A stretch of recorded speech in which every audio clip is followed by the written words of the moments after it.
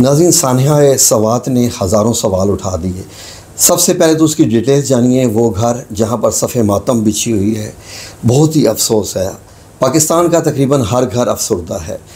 हैरत की बात देखिए कि वो लोग जो कि एंटरटेनमेंट के लिए गए, ज़िंदगी के गमों से दूर होने के लिए लोगों ने ये फ़ैसला किया कि चलें हम जाते हैं, जाके कुछ ऐसी जगह के मतलब जो सेहत अफ़ज़ा मकाम है वहाँ पर जाकर कुछ ज़िंदगी से गमों से दूर होकर हम जाके वहाँ कुछ पल गुजारें, और वो पल उनकी ज़िंदगी के आखिरी पल साबित हो गए।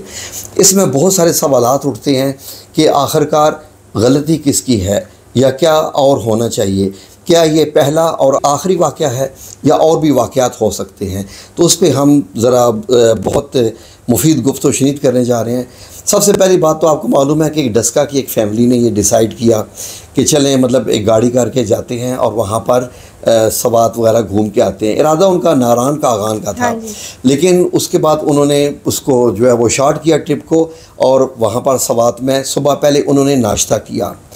होटल के सामने गाड़ी रोकी, वहाँ नाश्ता किया, और नाश्ता करने के बाद उनके बच्चों ने, यकीनन बच्चे ज़्यादा ऐसे होते हैं, उन्होंने चाहा कि सेल्फ़ी ली जाए, मंज़र बड़ा खूबसूरत है। वो नीचे दरिया में उतर गए, दरियाए सवात में। जैसे ही वो नीचे उतरे, सेल्फ़ी ली, तो उन्होंने पानी के रेले को आते हुए देखा। अब मुख्तलिफ़ नाज़रीन की जो इसमें रिपोर्ट्स हैं वो थोड़ी सी मुख्तलिफ भी हैं। कुछ का तो ये कहना है कि अचानक पानी आ गया, वो सेल्फ़ी ले रहे थे। कुछ ने तो यहाँ तक कह दिया जी कि वो सेल्फ़ी ले रहे थे तो उन्होंने पानी को आते हुए देखा और उन्होंने सोचा कि चले पानी के आते हुए भी ये एक मंजर कशी करते हैं। तो अब अल्लाह ही जाने, वल्लाहु आलम की हकीकत क्या है। लेकिन वो पानी का रेला इतना तेज़ था कि वो सारे के सारे उसी, जो आपको एक छोटी सी पहाड़ी सी नज़र आ रही है, उसी पे वो सारे खड़े हो गए, और जो जो पानी का बहाव ऊंचा होता गया वो उस पर मज़ीद वो तंग होते गए। नाज़रीन, शायद उन लोगों को आइडिया नहीं था कि पानी इतना भी ऊपर चढ़ सकता है।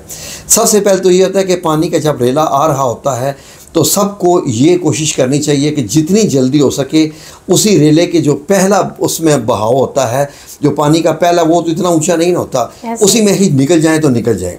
उसके बाद फिर वही अंजाम होता है जो कि आपने कल देखा। इंतहाई अफसोस की बात है। बताने वालों ने, उनकी फैमिली वालों ने बताया कि बेसिकली ये दो फैमिलीज़ थी, एक नहीं थी। एक फैमिली में जो कि दो बहनें थीं, और उन दोनों बहनों के एक के 4 बच्चे थे और एक बहन के 2 बच्चे थे।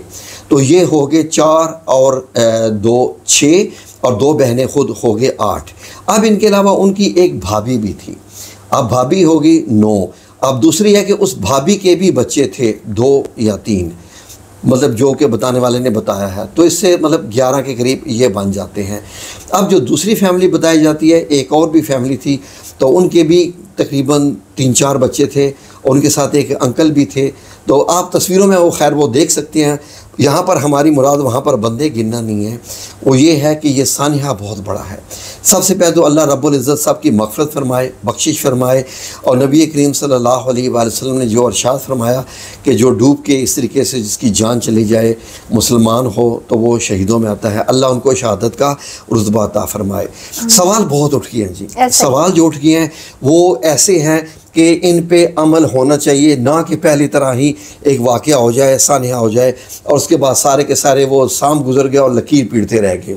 ऐसा ही है। सबसे पहली दरियाए जहलम में भी जो है वो हमारे यहाँ करीब तरीन लड़के नहाने जा रहे हैं जी, काम से छुट्टी लेके जा रहे हैं, या थोड़ी सी ब्रेक मिली है बीच में, उसमें चले गए हैं जी, थोड़ा फ्रेश हो जाए, ठंडा पानी, ये वो। ऐसे हालात में आप क्या समझते हैं, क्या हमें ये सारा कुछ ज़ेब देता है?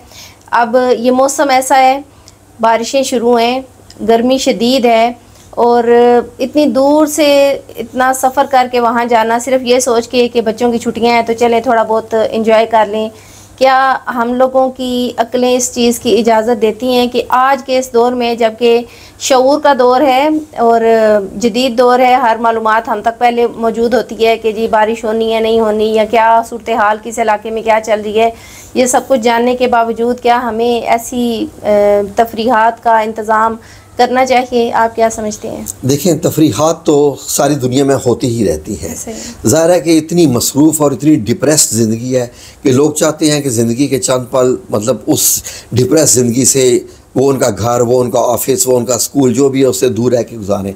लेकिन इंसान जब भी तैयारी करता है सफ़र पर जाने की कि हम जाके कोई एंटरटेनमेंट करेंगे या हम मज़ा लेंगे, सब कुछ उसके शेड्यूल में होता है, सब कुछ का उसने एजेंडा बनाया होता है, स्वाय एक चीज़ के कि नहीं मौत भी आ सकती है।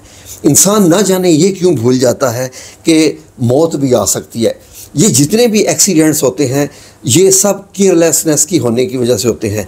कहीं ना कहीं ख्वाह वो कोई किसी झूले से जाके गिरता है, दरिया में डूब कर मरता है, कश्ती पलट जाती है, या गाड़ियों के चार लड़के आपने देखा कि अब वहाँ पर गाड़ी लेके गए हैं जहाँ पर आम बंदा नहीं। अब ये देखिए वहाँ से हमें एक सबक मिला, नाज़रीन के लिए ये बड़ा ख़ास सबक है अगर नाज़रीन सुनना चाहें तो। सबसे पहले यह कि हम लोग शहरों में रहने वाले, शहरी ज़िंदगी में ना हम पहाड़ चढ़ते हैं, ना हम दरियाओं में जाते हैं, ना हम नहरों में नहाते हैं, लेकिन यही लोग, हम जैसे ही लोग, हम ही में से है ना, जब ये लोग नारान का आगान जाते हैं, सवात वैली जाते हैं या आगे और आगे स्कर्दू वगैरह में जाते हैं, तो ये अपने आप को पहाड़ी शो करते हैं कि जैसे हम पहाड़ी लोग हैं, पहाड़ हमारे लिए एक फ़न है। तो ऐसी ऐसी जगह पर घुसेंगे जहाँ पर वहाँ का रहने वाला बाशिंदा भी नहीं जाता। अब सबसे पहले तो ये कि ये एडवेंचर समझते हैं। ज़िंदगी एडवेंचर नहीं है, ज़िंदगी डेयरिंग नहीं है, ज़िंदगी फ़न नहीं है। अब फॉर एग्ज़ाम्पल सेल्फियों ने, मैं अगर कैलकुलेट करूं तो लाखों लोग सेल्फियों की नज़र हो चुकी है। इमारतों से गिर गए, दरियाओं में डूब गए, और चलते चलते किसी ऐसी जगह गड्ढे में पाँव गिर गया कि पता ही नहीं चलता। क्या सेल्फ़ी इतनी इंपॉर्टेंट है? यही अब ये देखिए, ये भी 18 लोगों की जो जान, कीमती जाने गई हैं, इंतहाई कीमती। मैं ये सोच सकता हूँ कि अगर मेरी फैमिली इस तरीके से डूब जाए तो उनका क्या असर होगा। सबसे पहले तो ये सोचे ना, उन लोगों की सेल्फ़ी ने वो उनकी जान इतनी ले ली। और उसमें अब ये देखिए कि वहाँ की जो निदा हैं, असिस्टेंट कमिश्नर एक ख़ातून है, वो फरमाती है कि हमने दफ़ा 144 लगाया हुआ था और सबको इन्फॉर्म किया हुआ है। क्या होटल वाले ने नहीं उनको बताया कि मत जाएं सेल्फ़ी लेने?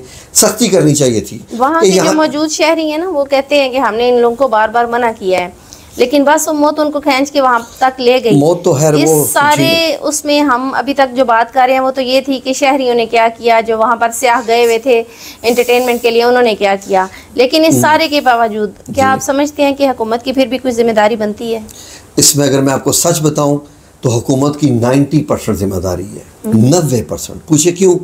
देखिए शहरी, अब ये हुकूमत ही है जो कि गाड़ियाँ जो है चल रही हैं, जो हमारे चालान करते हैं, लाखों अरबों रुपए के हिसाब से पैसा इकट्ठा कर रहे हैं। बेसिकली वो चालान हमारी गलतियों को कैश करते हैं। वो चालान करने का मकसद होता है कि नेक्स्ट टाइम हम ये गौर करें कि हमारा चालान हो जाएगा, ताकि बेसिकली ये हम लोगों की जान बचाने के लिए होते हैं। अब दूसरा ये है कि हुकूमत वहाँ पर इसलिए ज़िम्मेदार है कि क्या जो डिज़ास्टर मैनेजमेंट होता है, इन दिनों जो सैलाब होता है, बाकी शहरों में तो इतना नहीं होता, ये सवात, नारान कागान, ये वो इलाके हैं जहाँ हर साल सैलाब आता ही आता है, रेले आते ही आते हैं। अब वो जो रेला उनके सामने आया, वो मेरे ख्याल में, अब वो तो वीडियो मौजूद नहीं है, वो भाग सकते थे, लेकिन फॉर एग्ज़ाम्पल चले उनसे गलती हो गई, उन्होंने गलती कर भी दी। अब अगर इस गलती पे अगर बात करें तो यूरोप, अमेरिका, कनाडा, ऑस्ट्रेलिया, इन तमाम ममालिक में कुत्ते को भी बचाने के लिए हेलीकॉप्टर इस्तेमाल किया जाता है। दुबई में एयर एम्बुलेंस मौजूद है, ठीक है जी। क्या पाकिस्तान में आज तक अपने, जब ये हमारे वज़ीर होते हैं, 40-40 गाड़ियों का इनका जो प्रोटोकॉल होता है, क्या इन 40 गाड़ियों की जगह पर एक हेलीकॉप्टर नहीं ख़रीदा जा सकता जो कि 1122 को दिया जाए? अब 1122 वहाँ पर पहुँची 1 घंटे के बाद, कॉल करने के बाद। जब 1122 आई तो उन्होंने देखा कि हमारे पास तो कोई तरीका ही नहीं, हम इनको कैसे बचाएं? मतलब यानी कि जितना फ्लो आ रहा था पानी का, उन्होंने कहा कि हमारे पास ऐसी सहूलियात नहीं है कि 1122 अगर जंप भी लगाते ना वहाँ पर, तो जंप लगाने से पहले पहले वो आगे चले जाते। अब एक 1122 का ही बंदा बताया जाता है रिपोर्ट्स के मुताबिक, जिसने कश्ती बनाई थी, वो शायद वो टायरों की है या किसी वो ट्यूब्स की है, तो उसने कोशिश की कि मैं आखिरी हरबा इस्तेमाल करूँ। उसने यकीन करें कि वो पास से गुजरा है, और जब वो पास से गुजरा तो उसने जो बाकी बच गए थे बच्चे और कुछ, उसने कहा जंप लगा दो, जंप लगा के मुझे पकड़ लो, क्योंकि वो जो उसकी बनाई गई कश्ती थी ट्यूबों की, वो भी बड़ी तेज़ी से गुजर रही थी। अब उन्होंने जंप लगाया, 1-2 का हाथ पड़ गया, 1-2 का हाथ नहीं पड़ा। फिर उसने कोशिश की, रियल हीरो इस पूरे जो वाक़या हुआ है वो बंदा है जिसने अपनी जान पर खेलकर वो कश्ती बना के वहाँ पर गया है और उसने बचा लिया है। बताया जाता है कि 18 में से सिर्फ 3 बंदे बचे हैं। और बाकी यकीन करें कि सब घूमने के लिए ही गए थे। मैं समझा के पहले भी मैंने वीडियो लगाई है कि नंबर 1, जब आप घूमने के लिए जाया करें सबसे पहले देख लिया करें कि आप उन इलाकों में जा रहे हैं जिन इलाकों से आप वाकिफ़ ही नहीं हैं, जिनके बारे में आप जानते ही नहीं हैं। अब वहाँ पर फिर दरियाओं में उतरना, फिर ऊँचे पहाड़ों पर चढ़ना, तो हुकूमत की बहुत बड़ी ज़िम्मेदारी है। हुकूमत को मैं सख्त अल्फाज तो नहीं इस्तेमाल करता, लेकिन आज के बाद भी अगर 1122 वालों को हेलीकॉप्टर ना दिए जाएं, इस तरीके से ना दिए जाएं, जो सबसे पहले तो ये रेस्क्यू होती है हेलीकॉप्टर से, इस किस्म की कश्तियों से हो ही नहीं सकती है।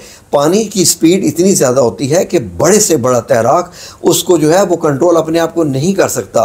पानी उसको कहाँ से कहाँ बहा के ले जाता है। इन दिनों जितने भी हम न्यूज़ देख रहे हैं उनमें सारे ऐसे ही वाक़यात, फलां जगह ग्लेशियर गिरा है जी, वहाँ पर डेथ हो गई है, या वो जो मियाँ बीवी और एक बच्चा था जो गाड़ी में नीचे खाई में गिर गए, मियाँ बीवी। और वो पहले जो 4 बंदे गए थे जिसका आपने जिक्र किया। तो इतनी सारी न्यूज़ के बाद भी अगर हम कुछ ऐसा प्लान ट्रिप करते हैं, ट्रिप जो है वो प्लान करते हैं, तो उसके लिए हमें चाहिए कि हम कुछ हिफाजती इक़दाम, किसी तजर्बाकार बंदे का साथ होना, या कुछ ऐसी मालूमात जो हमारे इंटरनेट से आजकल हर तरह की मालूमात, मौसमी सूरत हाल, रास्तों के तमाम जो है वो मैप से हम जान सकते हैं कि क्या सूरत हाल है।